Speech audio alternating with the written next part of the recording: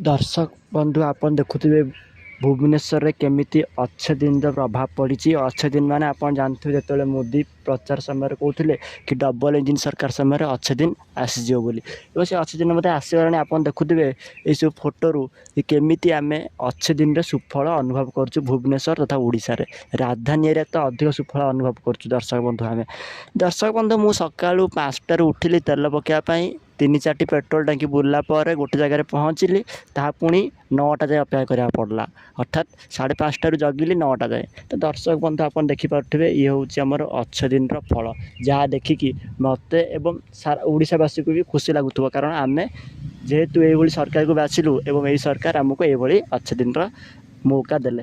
दर्शक बंधु गोटे कथा जे आमे जो भूल कर देचु से भूल तो फेरबनी किंतु गोटे कथा मन रखा हम दर्शक बंधु आम ये सब भूल कि शिक्षा को पड़ो।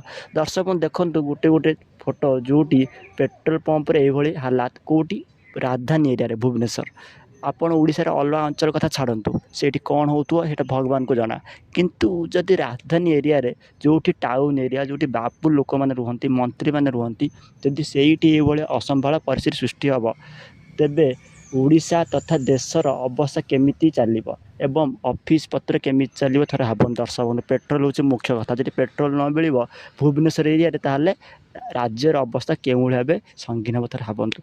तो दर्शक बंधु ये टॉपिक टी आज आपको केमिति लगिला आम कमेंट सेक्शन निश्चय जनइबे। समस्त नमस्कार।